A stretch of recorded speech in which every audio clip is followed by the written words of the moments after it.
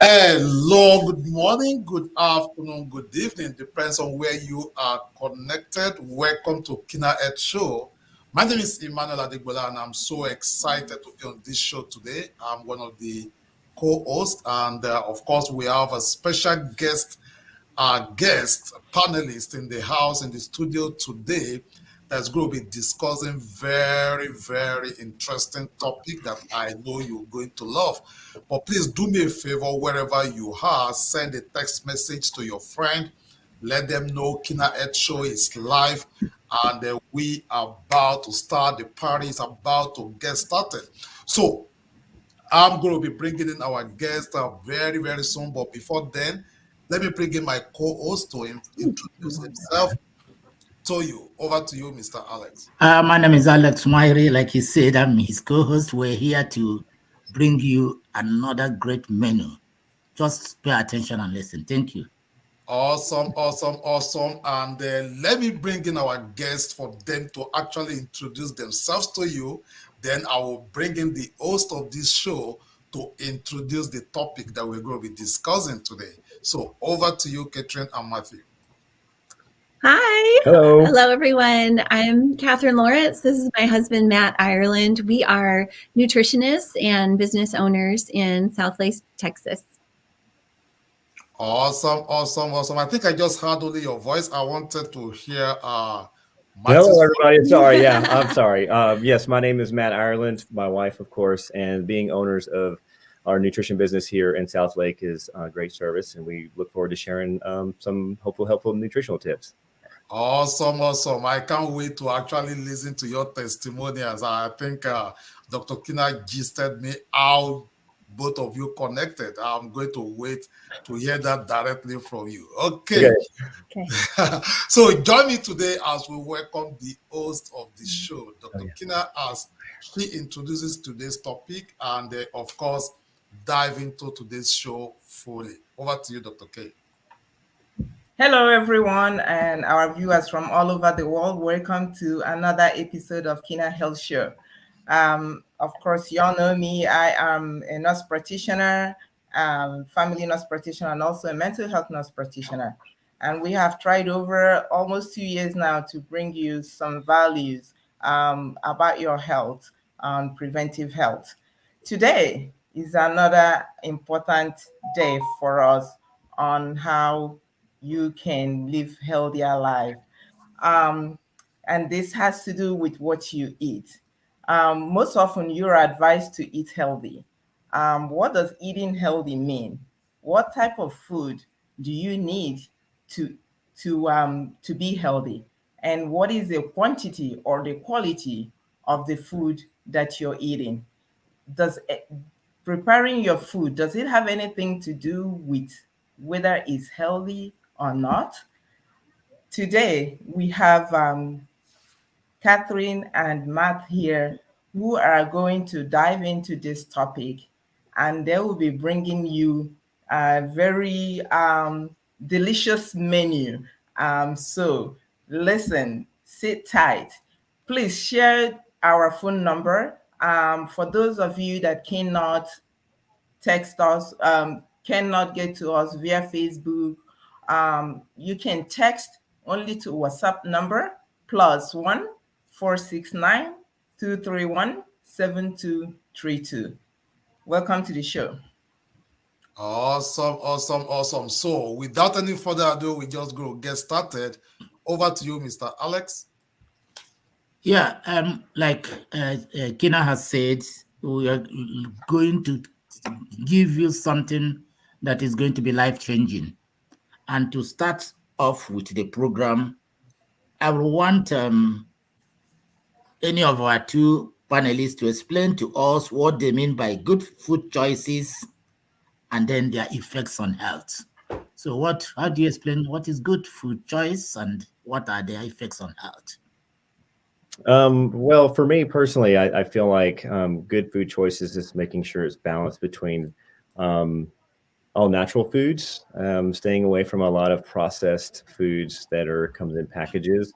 So we just basically choose to follow the kind of science on what types of foods that we want to eat and how it affects our health. And so And those have been really important because for me, it's just been life-changing. I had a very poor diet. If I can maybe elaborate a little bit, I wasn't eating the healthiest foods, and it was all high fat and high salt and those types of things. And so by making some small comprehensive changes, it allowed me to really make a bold shift in the way I felt and the way I looked. So I ate more natural foods and fruits and vegetables and nuts and stuff like that. And it was just great. It was overall just much better feeling. I suffered from high cholesterol, high blood pressure, pre-diabetic. So thanks to a nutritionist, someone that helped me change my diet, it was just fantastic. So I think that that's one of the most important parts is good quality foods that are less focused on, simple and easy processed. I think that's one of the things I really focus on.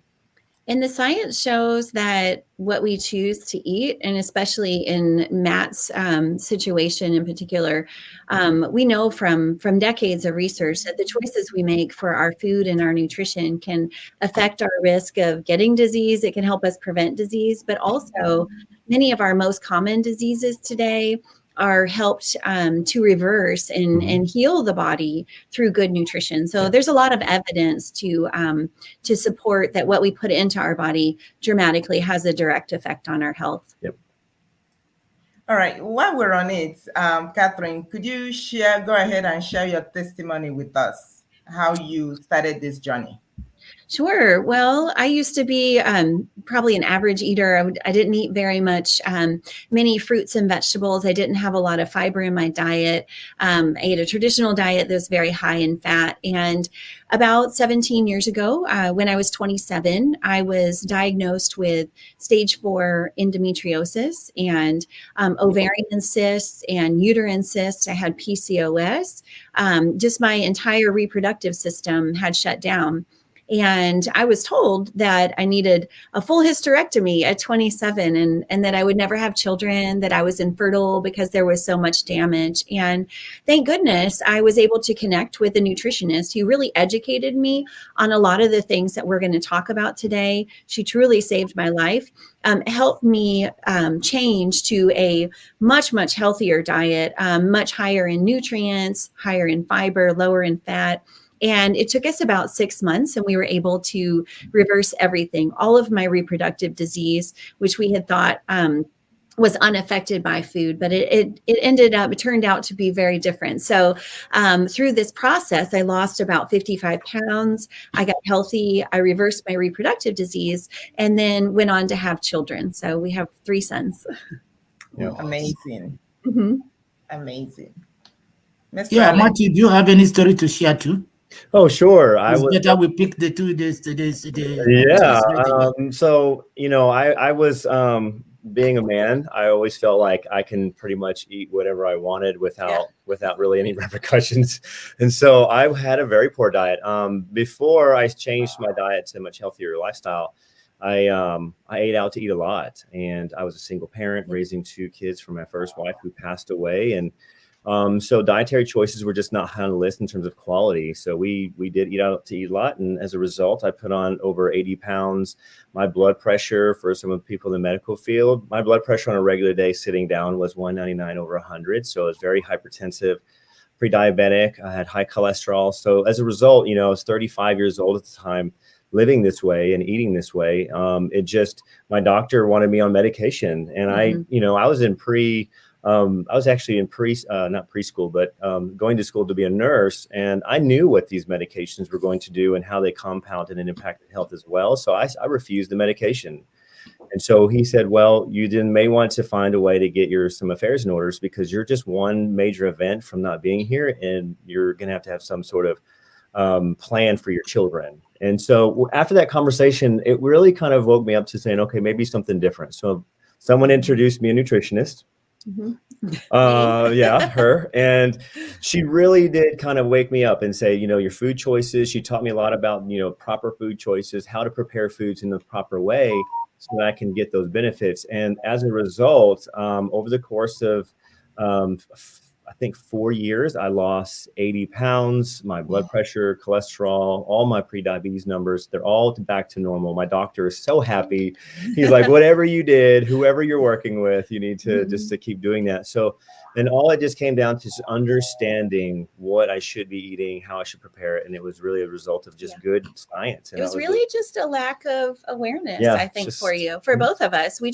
No one ever told us how much of an influence nutrition had on our health. And then we both went through these major changes that proved otherwise. Yeah, I lost all the weight I put on. So I'm very happy. Yeah. So Matthew, let's run down the show. I would like for you to share your before and your after picture, if you don't mind. Sure. Oh, okay. So now, what would you tell our audience today? What types of food are good quality food? I'll answer that one. So they start picking up what they need to stay healthy. So first, I would start with whole foods, plant foods, a diet that's rich in whole grains, not processed grains. So whole grains would be brown rice, quinoa, teff, millet, steel-cut oats. I know I'm forgetting some. Instead of a processed kind of, most of the grains that we consume are just processed wheat flour that have very few nutrients in them. So grains, legumes, so beans, peas, lentils, very, very beneficial. I think we're going to talk about those in a little bit. Fruits and vegetables for all of the nutrient-dense qualities they have. But also we really need to be careful to include nuts and seeds as well, because these are going to be rich in omega-3s, vitamin E, some anti-aging properties like that. So a whole food, minimally processed, plant-based approach is what has shown in multitudes, just resounding in the science that is most beneficial for disease prevention and for overcoming it. Yeah, just when you were explaining, Catherine, you told us that one of the things that helped you was that you started taking more of the food that had higher fiber and avoiding those that had too much fats. In other words, you were taking in more fiber and lower fats. And Matthew also did tell us that by the time he also adjusted his diet through his feeding style, almost all those chronic diseases like diabetes, high blood pressure, cholesterol, they started to give way. And eventually he lost 80 pounds weight. So you have talked about this food with high fiber and those with lower fats.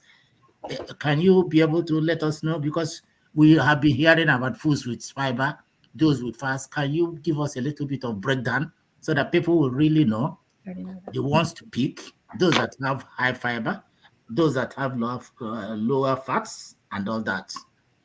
Well, this is one of my favorite subjects that we teach on, because I had no idea really what fiber was until I met Catherine in a nutrition show. And now I'm just so fascinated with it that it's such an important and integral part of our dietary and nutrition health and in terms of our health. And so fiber comes in two forms. Essentially, there's a soluble fiber and an insoluble fiber, and fiber is only found in plant foods. So if you think about it, everything that you consume from a plant source or a fruit source, it's going to have fiber in it. Meats, no fiber. Okay, and so the key component is making sure you get both, because if you go to a store and consume or get a pill for fiber like Metamucil or a fiber tablet, those are going to be your insoluble, if I can remember, I always get them backwards. So it's your insoluble fiber, and that's processed. And what those are designed to do is just keep things moving along. We don't want things really stuck in our bodies for long periods of time. So it helps us eliminate our waste. So just make sure that we are going on a regular basis.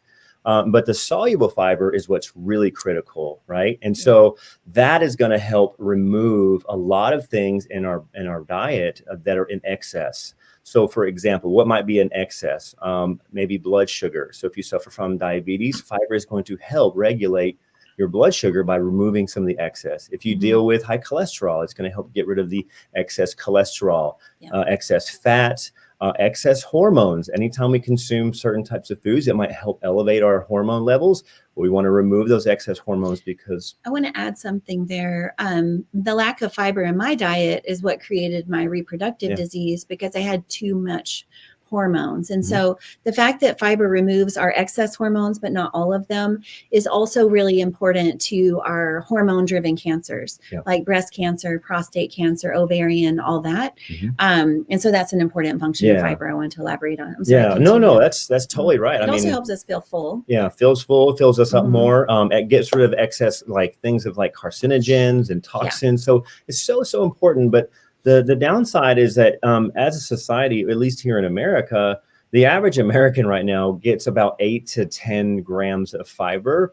And so that's not enough. It's actually recommended that we get about 40, at least a minimum of 40 grams of fiber a day. So you can kind of see like the drastic differences in how much we're getting. So all of your beans. So beans, 1 cup of beans or legume on average will have about 14 grams of fiber. Yeah, so that's a good starting point. Just having 1 cup of beans a day will make a big difference. It doesn't matter the beans. Whole grains on average, 1 cup will have about 5 grams of fiber. So that's really good. Vegetables, a cup of veggies will have about 4 grams, and fruit will have about 3 grams of fiber as well. So it's kind of easy using those general numbers to identify how much fiber you're getting. And then if you think about if you're having low fiber, some of the diseases associated with lack of fiber in the diet, then it makes sense to increase the intake. Yeah. And so whenever I was eating a diet that was higher in fat, but low in fiber, I wasn't getting rid of those excess. So the body was just storing it. And so that was one of the best revelations that I had, is eating a lower fat diet and a high fiber intake was really essential to helping me lower my diabetes, getting rid of the excess cholesterol since I was dealing with that. So it's really beneficial. Yeah. When you talk of low soluble fiber and then insoluble, and then you talk of whole grain, which are the foods? What can you mention some of the whole grain you talk about? Can you apply some of them and then tell us where you can find this soluble fiber too? So I like steel cut oats, preferably. They are going to be more pactly dense with more fiber. Rolled oats, you tend to maybe lose a little bit. And then whole grain, we use like brown rice. Brown rice is going to have a lot more fiber as opposed to white rice. And so I tend to eat a lot more of that. So those are 2 grains. Quinoa. Millet, barley, rye, teff. These are all, if you think about grain in its original form, how it came here, even a whole wheat grain would be better than like the processed wheat and flour products if you're going to use wheat. I mean, this is I'm What just soluble? The soluble fibers. Yeah, I'm just busy taking notes here. We have Soluble some fibers. of Where do our you find them? audience. Mr. Alex. Yeah. I just want to quickly acknowledge the presence of some of our guests. I mean, are connected with us. I see Sister Doris Osondo. I want to believe that's from all the way from Jamaica, if I'm correct. And of course, we have Cynthia. Good to see you. And Obiora, very good to see you. We say very, very informative. These people are enjoying it. Please do us some favors. Just make sure that you share this video with someone, because this is a valuable information that every one of us needs. And I think something also came to my table, and I would like to verify: is this you, Matthew? Oh my goodness. That was a long time ago. So this was like how long? How many years ago? That's 5 years ago. Yeah. That was 5 5 years years ago. ago. Yeah, you just ignore the drink. You should have blurred that part out. I was about 240 pounds, and this is our daughter. This is our daughter 3 years ago. That far left picture was in Shreveport, Louisiana, about 3.5 years ago at Mardi Gras, and that was her heaviest. That was her heaviest. She was around 220 pounds there. She was 5'6". she was an athlete in school. So she was 140 pounds when she graduated. And in 2 years, that's what happened. And it was just food choices. She went out to eat. She worked a very sedentary job, just sat down, didn't do any activities. And she put on a little bit of weight. And then she had an event, and it made her make a decision to change her diet. So in about 3 months, by changing her diet to better quality foods, lower fat, higher in fiber, she did start working out a little bit more. She lost 55 pounds in 3 months. So she made plant-based. She went fully plant-based. Oh, there's Matt now. That was me 2 years ago. That trip right there was 2 years after that other photo was taken. We went to Jamaica. I had lost all 80 pounds. We went to Jamaica. That's a beautiful photo that we took. But yeah, you can just see the difference in my face structure. Well, even the coloring. I remember your face when we first met. Your face was very red. You know, he had just in general a lot of inflammation, and you could tell like how swollen he was. But even just in his face and his coloration looked so much healthier. Yeah, I was really surprised when I found that photo originally. I was like, was I really that big? And she's like, I don't know. I just noticed. And if Catherine doesn't mind, will you just go through these testimonials? We have some testimonials, so if you could just read them from your end right there. Can you see it right there? Okay, sure. So this is Rhonda, one of our customers, and she says, to say that food saved me, that's the name of our business, has changed my life is an understatement. Pre-COVID, the number one killer of Americans was heart disease. That one sentence sealed the deal. It was my first Salad Master presentation, and what the consultant didn't know was that less than a month prior to, I had been diagnosed with congestive heart failure. The next day at 4 o'clock in the afternoon, I picked up a phone and dialed a number that has changed my life. I contacted the consultant and committed to the business and the cookware. To say that food saved me has changed my life is an understatement. I appreciate the benefits, the nutrition classes, recipes, and constant encouragement. When I first joined Salad Master and Food Saved Me, I was taking 12 pills a day to maintain my health. Today, I'm down to 7. I'm proud of the progress I have made and know it would not be possible without Salad Master and Food Saved Me. So that's Rhonda. Since then, she's actually lost a good bit of weight. Oh, here's another one, Jennifer. So this is really important. This one I sent because this is important for postmenopausal women, because they struggle with low bone density and anemia. So before the class, I was anemic and with low bone density and regular migraines. The information I learned in the class was so valuable to improving all of these conditions. I haven't had a migraine in months, and I just got my bone density report from my doctor, and it has improved significantly. So that's excellent. Oh, here's another one. Do you want to read this one? Yeah, since taking Catherine's class 4 weeks ago, my sugars, both fasting and 2 hours post-meal, have dropped 60 points. That's significant. My hot flashes have diminished and are barely noticeable, and my restless leg syndrome has totally disappeared. The neuropathy I had in my feet is almost gone too. I've also lost officially 11 pounds. My hemoglobin, my A1C was 11 when she started, and it is now down to 6.8. All I need to mention is that the flashes and floaters in my eye are now fading away also. So this class truly changed my life. It's amazing. That gives me chills. I can honestly say from a personal testimony of seeing the impact of some of these nutrition education classes, one of the biggest tells is you hear Catherine's story about changing her diet from being infertile, not being able to have children. And these are medical professionals saying there's nothing you can do. And there's nothing, and I'm not saying anything negative about the profession, but what I found was we went to a class, I met a woman, we were teaching at a cancer center, and a woman was sitting there and she had a stroller next to her. So she brought her little baby. And Catherine recognized her. She goes, I think you've sat in one of my classes. And she said, yeah, actually I attended a diabetes class because my mother suffers from diabetes. We attended your class 2 years ago. And she said, you have totally changed my life. And I'm standing there listening to this woman describe it because she said that her and her husband had spent over 20 years doing everything they can to have a child, and nothing worked. And she came to her diabetes class, just heard her story about changing her diet. Yeah. She went home, changed everything, and she was sitting there with her 18-month-old kid. I was just like, I had chills all over my body. I was like, oh my God, a real life person that you have completely just radically helped. I mean, it was incredible, but it was all from understanding the power of food and the right foods that can heal the body. That's what I think is so amazing. And it's, I've watched her change a lot of lives. She changed mine and many. Wonderful. Anyway, I just want to get a personal testimony. So I know you may have more, but it's truly amazing. Yeah, this is so interesting and so awesome. It's like you shouldn't just stop all those testimonials because personally I'm just enjoying them. But we have me too. time. Okay, over to you, Mr. Alex.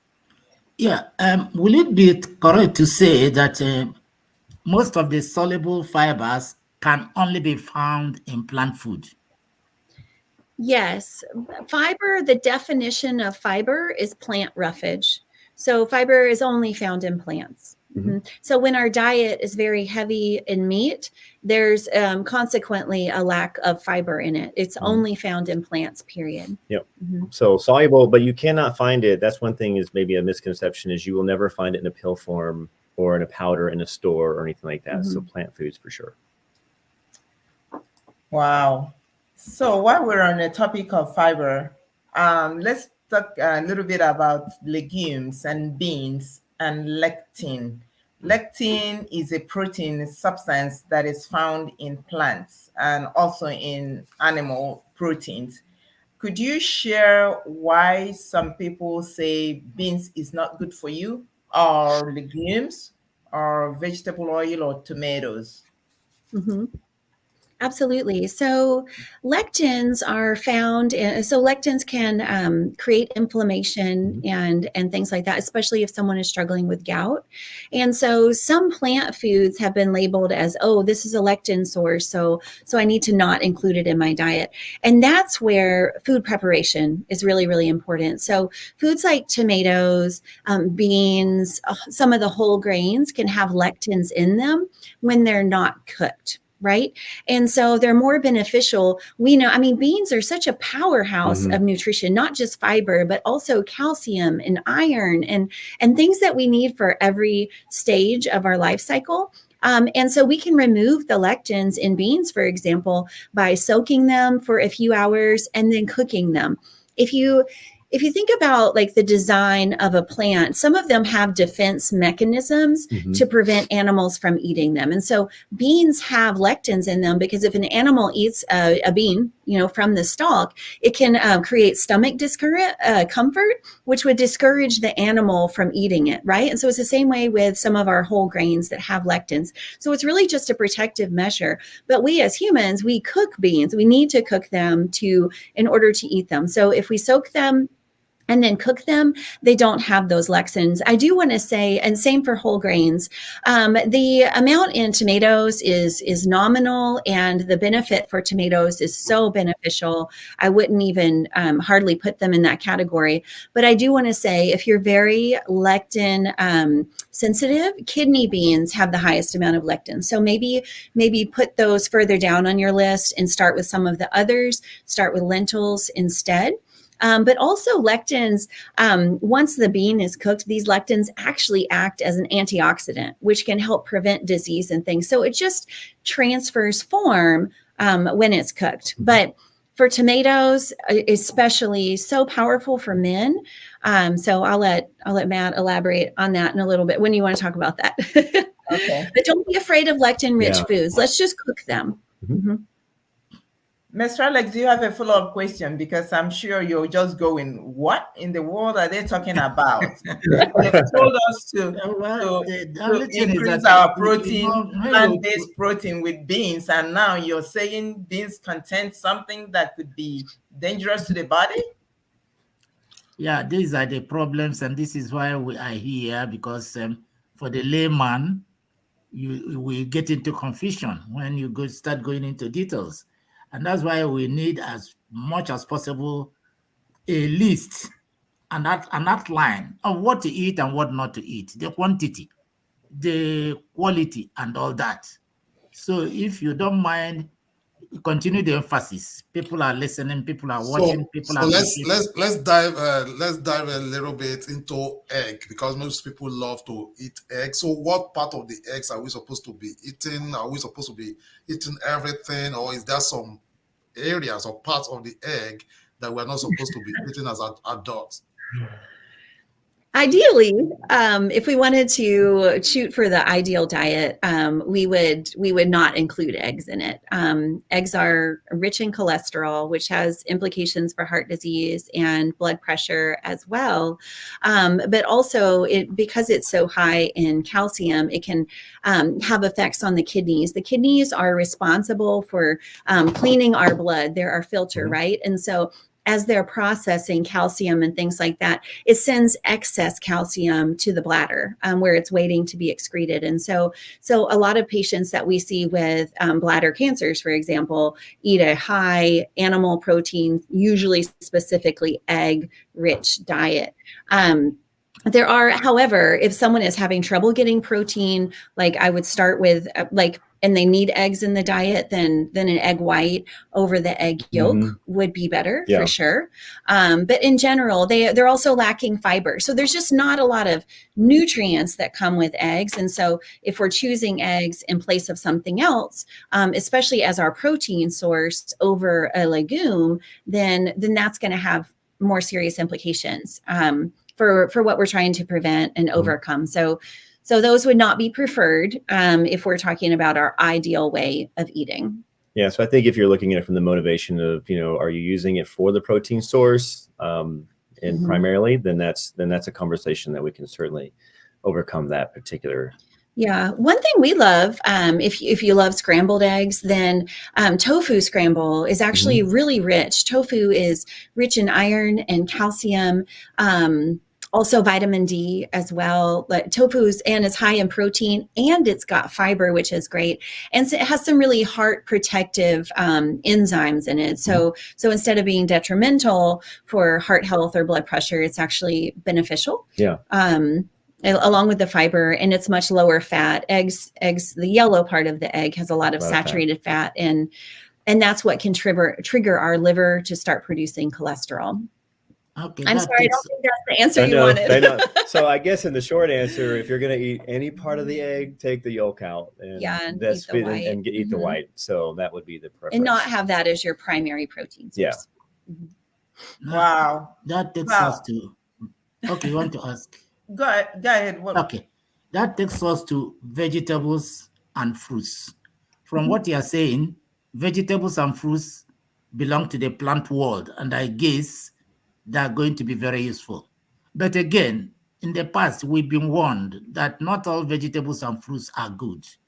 Some of them, we are told, contain a lot of carbohydrates, and that will give us sugar, and some of the things we are running away from. So what is your reaction to that?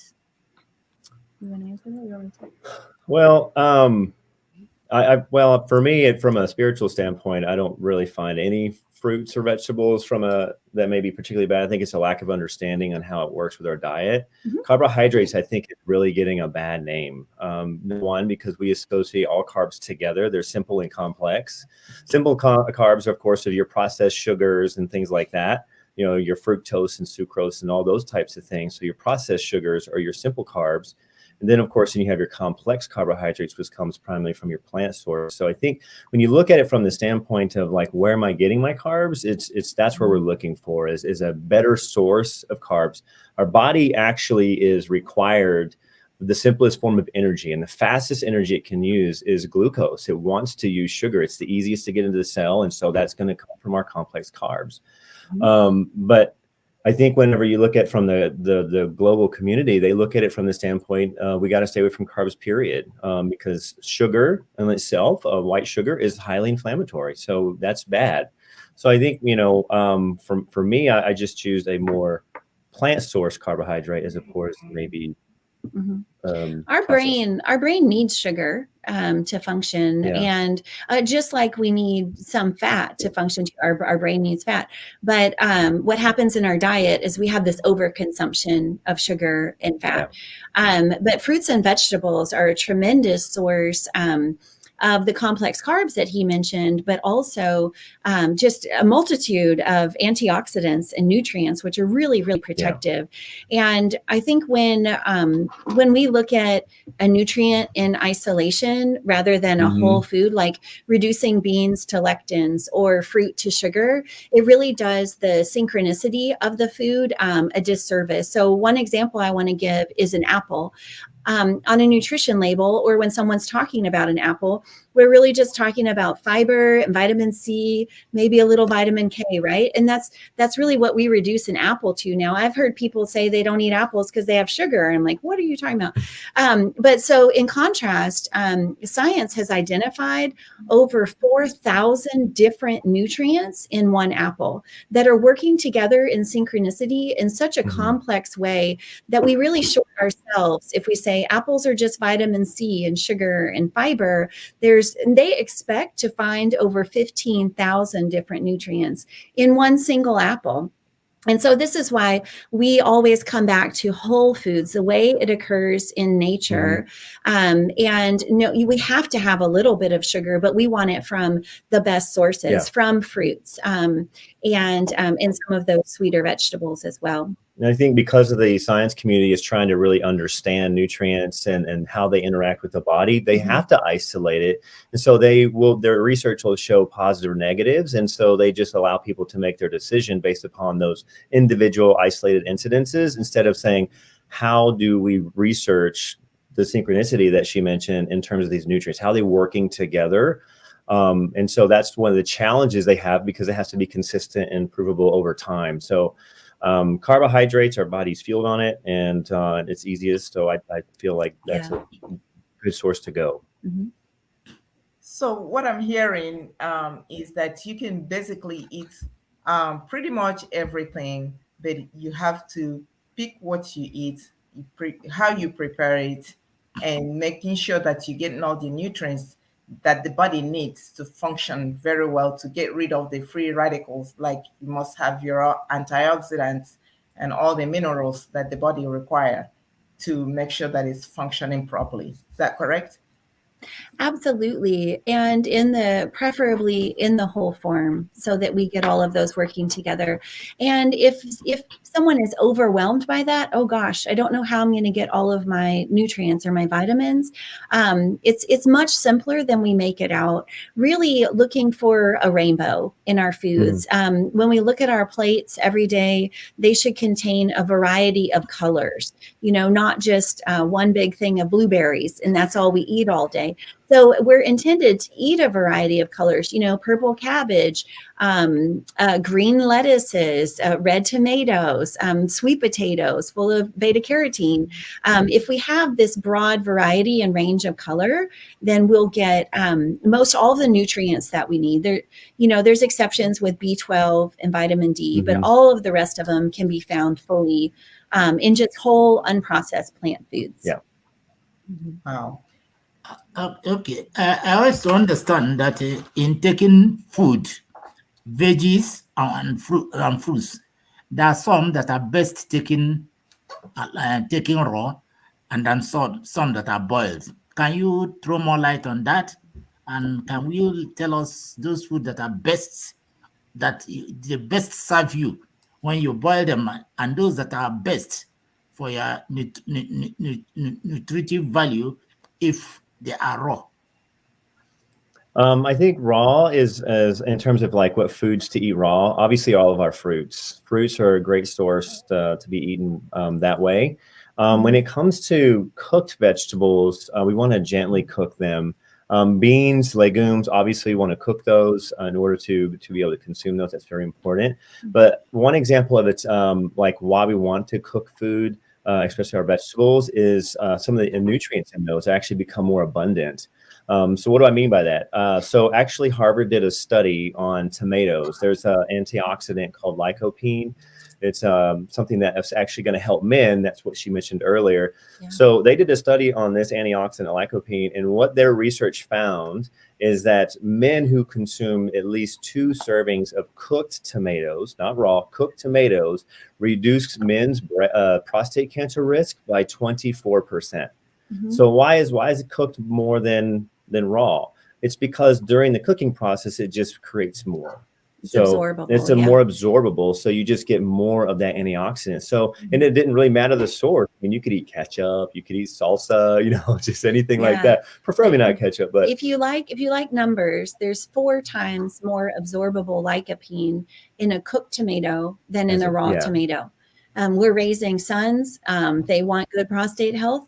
And so we have a lot of cooked tomatoes in our home. There's nothing wrong with having them raw, but cooking them gently will give them more absorbable lycopene. And another good one cooked is broccoli. Broccoli has, it's fine raw, but it's got more absorbable iron, which is important to you, especially in later stages in life and in postmenopausal women and elderly. They need that absorbable iron. So having that gently cooked too. And I wanted to throw in one fun tidbit, Alex. And this is garlic. When you cut garlic, it wounds it, basically, like it damages it. And it has this protective process where over the next 10 minutes after a garlic is cut, it will release allicin. And this is a cancer prevention enzyme. It's shown to slow the reproduction of cancer cells that we have in the body. And so when you cut garlic, before you heat it, you want to give it at least 10 minutes to sit there and just start producing and excreting this allicin. So that when we eat it raw, or if we just cook it gently, we've got all of this allicin. We have started this kind of chemical process by wounding it. And so that's just a fun thing that we want to cut our garlic before we cook it. Cooked foods, tomatoes, broccoli, much better. Fruit, let's keep it raw as much as possible because those nutrients are just so delicate. Yeah, they're very sensitive to heat and temperature, so that's why you want to do that. And I like the fact that sometimes we eat raw and cooked because, you know, raw vegetables are crunchy. Cauliflower, broccoli helps jaw development and chewing, so it's really going to be important there. But also the nutrient content. That's a really good point. So it's really important to make sure that we do introduce raw vegetables because the crunchy, hard vegetables helps our mouth development, and proper mouth development will also help you absorb more nutrients. It's going to help you actually breathe better. So it's really critical. Yeah. If I could add something to that, this is so important for our children. There's actually a big problem here. The children's mouths here and jaws are not as developed because so many children now are growing up on soft, mushy, processed foods. And so it's not pulling out the jaw. It's not spreading the palate, which helps with breathing and sleep and all these important functions. And it's because they're not just taking an apple whole and biting it. They're not eating raw, crunchy vegetables and fruits. And so that's a whole other health reason that has health implications later of why children especially need to be having hard, crunchy foods, nuts and seeds, things like that. So there's benefits, of course, both raw and cooked. So that's why we attribute to good nutrition through both aspects, because you're going to get those. But cooked vegetables do have a lot of nutrient beneficial properties to it. This most people don't realize. Wow. Yeah. Matt, let me ask you, I attended a class that you gave a couple of weeks ago. And you know how people enjoy their steak, you know, and then they've been told beef is bad for you. So everybody moved to chicken. So I went to that class and you said something about chicken. I was like, oh my God, what shall we eat? What do people eat now? Can you shed more light on chicken?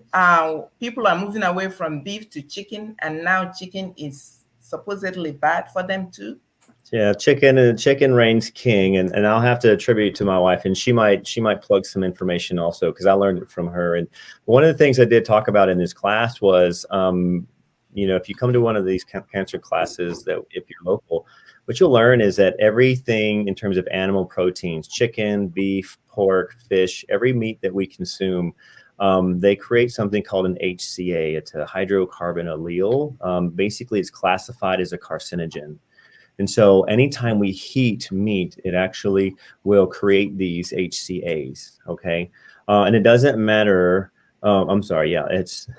She's gonna correct me. I'm sorry. I know they're heterocyclic amine. So heterocyclic amines, but they're called HCAs. That's what I know. When it's cooked. When it's cooked. So, and it doesn't matter temperature. That they rated it from high temperature, high heat, which is frying it or grilling it.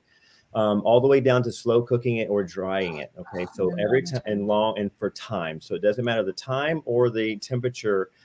They all create these HCA carcinogens.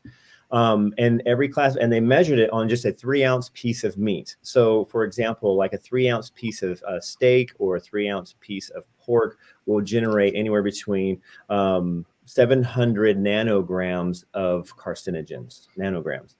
Fish can range between 500 to 700, depending on the fish that you're consuming. Mm-hmm. Chicken, on the other hand, a little different. So I just want everybody to stay seated. This is going to be a little bit of a shock. Chicken, a 3-ounce piece of chicken will create around 14,000 nanograms.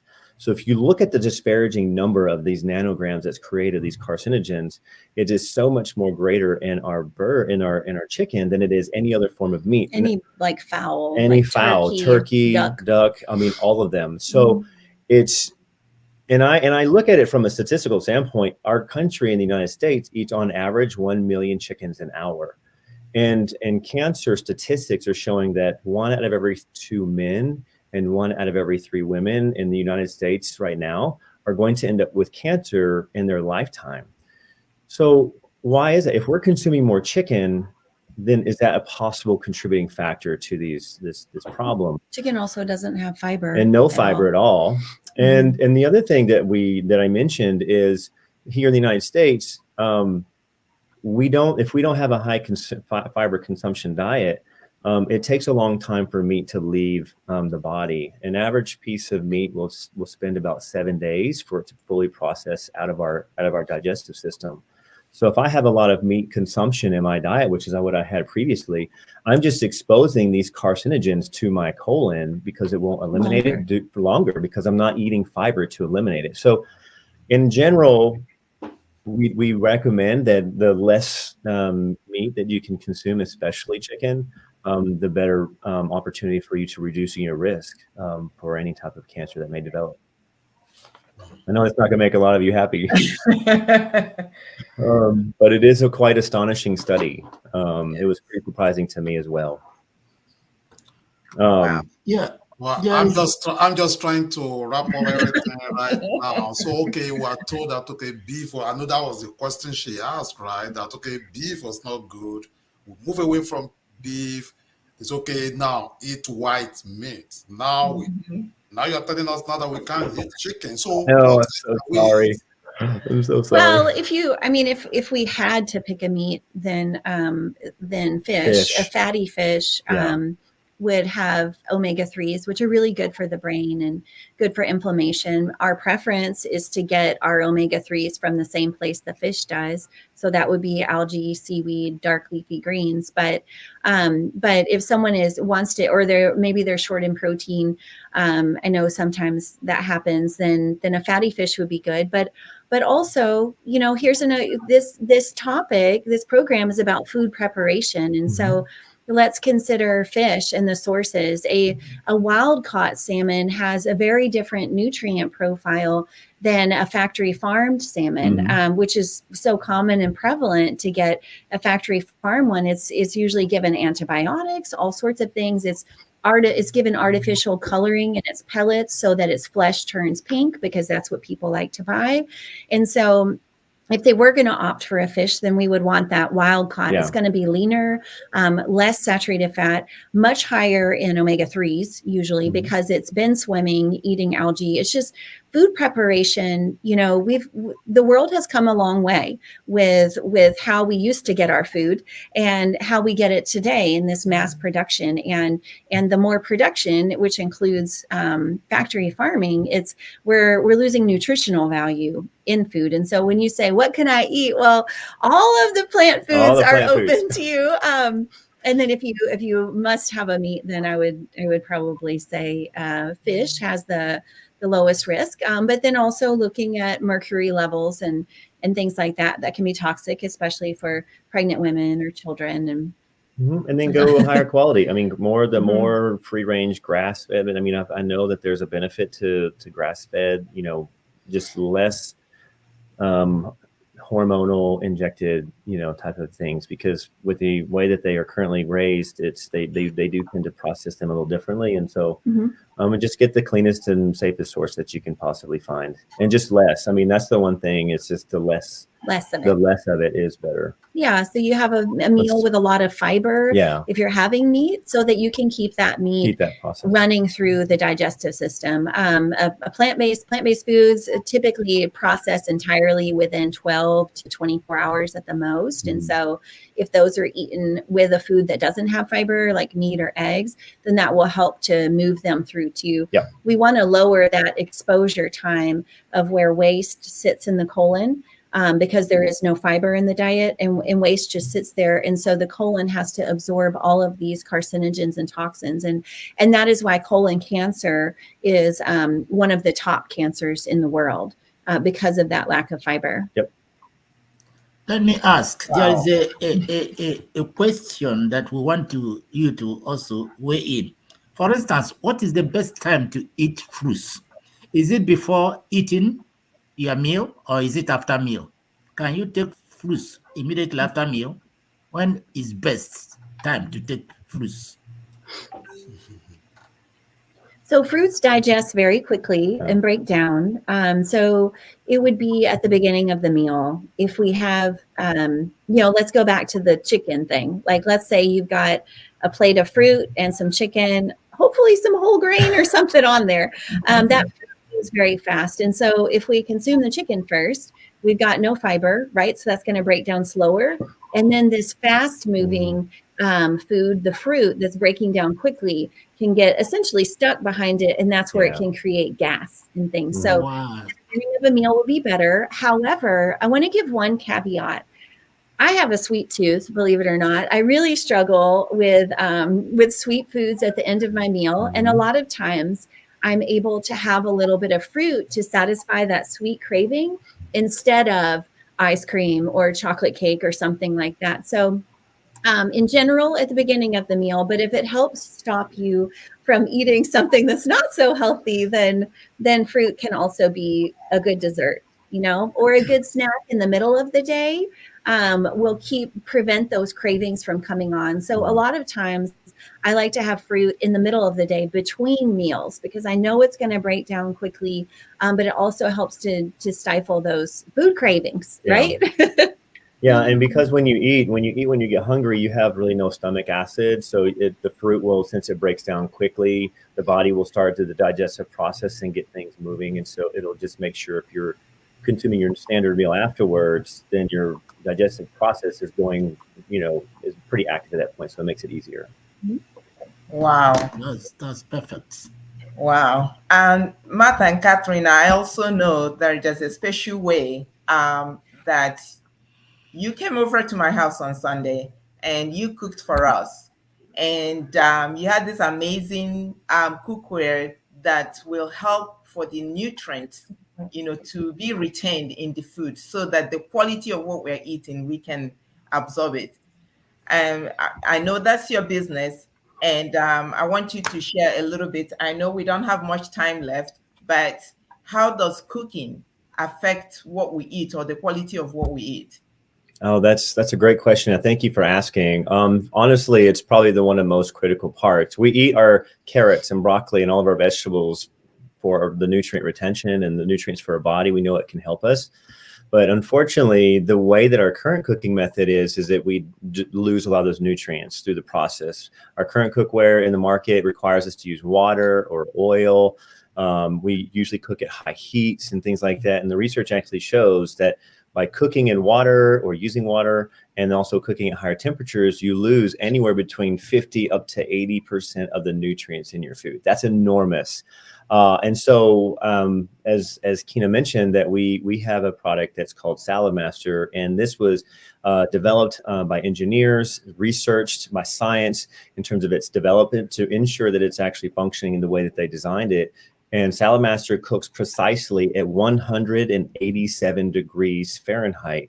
And the purpose of that, it helps maintain all the vitamins and minerals There was a study done by the University of Wisconsin that researched Salad Master's cooking method. It cooks with no water, no oil at lower temperatures, and it maintains 93% of the nutrients.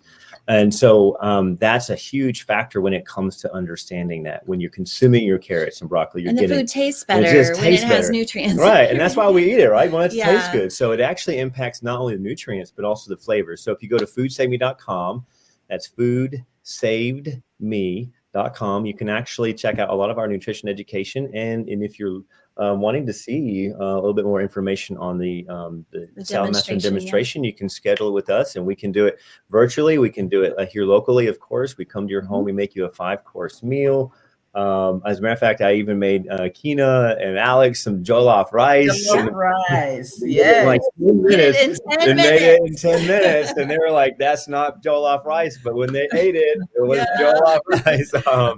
So it's really quite funny. But the information that you learn on how to properly, we know what to eat, but now to understand how to properly prepare your meal so that when you consume your vegetables, you're going to maximize your nutrient retention. And Salad Master is the only cookware that also ensures that we're not putting any heavy metals or any chemicals that is absorbed by your food that will go into your body, impacting your health.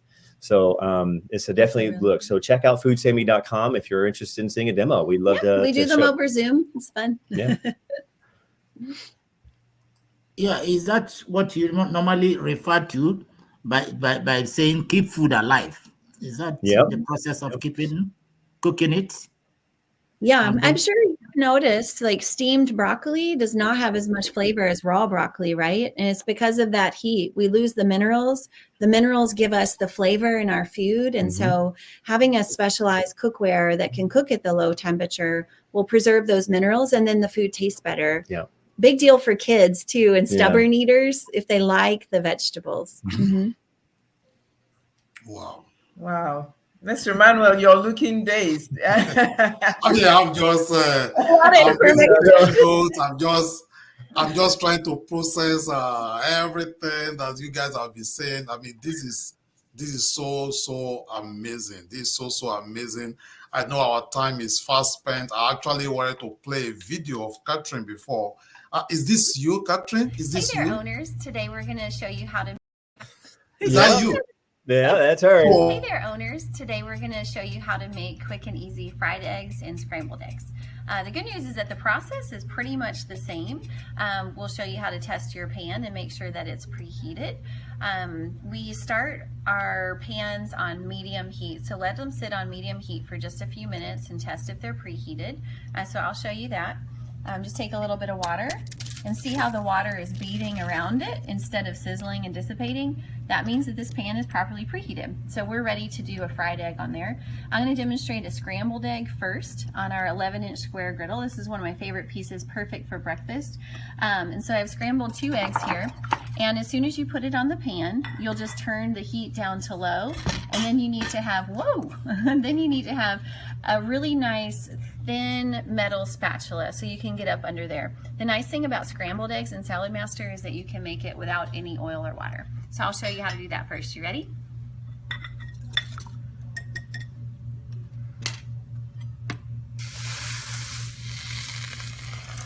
Now these cook really quickly in Salad Master, so I'm turning down my heat there, and I'm going to move it around with my spatula or my turner. You just need something that's really thin metal that can get up under it, and these will be ready in just a minute. Be careful, don't go walk your dog or anything like that because they'll overcook on you.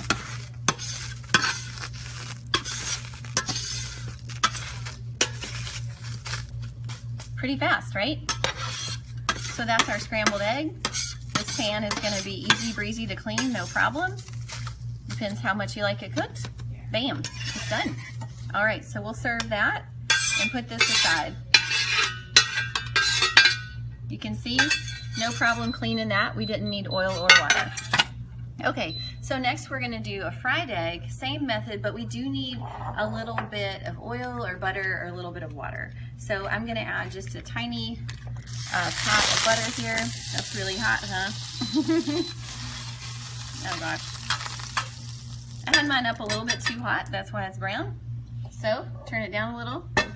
We're gonna crack our egg right into it. And then you wanna let it sit for a minute while you turn the heat down. And you're just gonna monitor the edges. Just try to make sure your edges are loose. And give it a minute. And we're waiting for this white part to actually turn white, so it's okay. And then you can serve it or you can fry it then. Again, you preheat the pan on medium heat until your water bubbles around and doesn't dissipate. And then throw your egg in, turn it down to low, and give it just a couple of minutes. So this one's coming along nicely.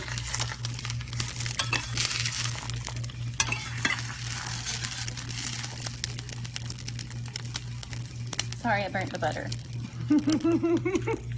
I had it up too hot for the butter, sorry. But what's nice is that even though we're using butter, you could also use a spray if you wanted. If you're gonna use a spray, don't put it in until right before you put the egg in. But my preference would be to avoid the oil. Okay, I don't want to give away everything so that you can register for the class. I mean, this is so awesome. This is so awesome. I'm talking about the cookware comparison. You'll be able to, I mean, all you need to do is just go to that website and you can, I mean, you can schedule an appointment with them, foodsafemeal.com. I mean, this has been a wow show to me. Anyway, so as usual, I know we have a lot of questions that we have not even dived into, but we try to keep this show to just 1 hour. And I won't be surprised if you come back. I won't be We would surprised. Well, we love to. to. Yeah. What an Okay. honor. Very That's Thank because, you so much for having us, Kina. Yeah. Yeah, this has been amazing, and we love to share. So we just normally like to we do what we call the take home. Like, okay, we've been on this show now for like 1 hour. So like if there's anything you want your audience to go home with, like, okay, in summary, okay, everything we'll be talking about, this is what it boils down to. What would that be? Sure, let's shoot some stuff out there. So Okay. I'm going to go with whole plant foods, minimally processed. Lower in fat, low fat meals. Yep. Lots of colors. Yep. And then, smaller portions of, meats and proteins and things like that, increased fiber through your And vegetables. shooting for 40 grams of fiber a 40 day. grams. And remember, if you need the calculations, you can. Thank you, reach Ruth. out. What else? Prepare your food at low temperature if you do cook it. Yep. Eat your fruits raw. And men need lots and lots of lycopene from cooked tomatoes. Oh, and you ladies, Absolutely. make sure you eat lots and lots of beta carotene, your orange Sweet pigmented food, potatoes, sweet potatoes, carrots, lots of those help protect breast cancer risk. That's it. Oh wow. Okay. Mr. Alex, I'm just Yeah, before I give my comment, let me thank some of those that have been calling in and thanking us. I've admired the program, Ruth Adibola and Theophilus Oka, and there's some others I can't remember. We appreciate your Joe Obiora. Thank you again, Cynthia Waneka Doris. We thank you all for staying with us, and all those who could not talk to us. We thank you all for joining us. My take home today is I'm gonna concentrate on plant food, and I will begin to reduce my my interest in animal food, whether it is chicken or meat. No, I don't want to bother again. Even egg, they are going to go down. They are going to go down the scale. Yeah, so that I would have enough fiber. Fiber is the answer. Fiber Fiber is the root of all healing. Yeah, fiber is Focus where to on go. fiber. Everything Yeah, else. fiber is where to go. Yep. Emmanuel, fiber is where to go. He's shaking his head. I just bought a whole chicken the other day. wow. Thank you so much, Catherine and Matthew. I talked to Dr. Kina, I believe very soon. Maybe we're going to see. Anyway, it's been a very interesting show. And my name is Emmanuel Adigbola once again, one of your co-hosts. Over to you, Dr. Kina, as we round off today's show. Wow, what a show. I want to thank Dr. Anusion, who actually invited me to a class at his wife's office in Hearst. And that's how I met Catherine, and Matt. And following that class, I was wowed when I went to that class. So I started sharing the information with some of my friends and families, and we started gathering more information. I have since been to their warehouse in South Lake and had another presentation there, and it was amazing.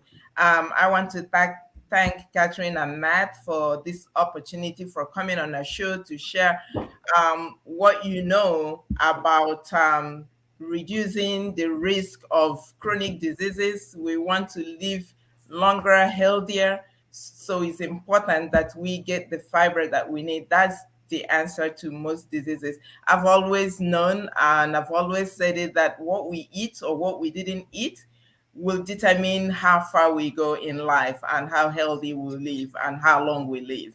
Mhm. So that's my take on this today. You can send me a WhatsApp message. You can find them on www.foodsaveme.com. You can contact us at Crystal Family Clinic in Mesquite, or any way that you can reach me. There are so many other ways that you can reach us. Our phone number is there. I want to thank everybody that have called into this show today, and we will see you in the next show.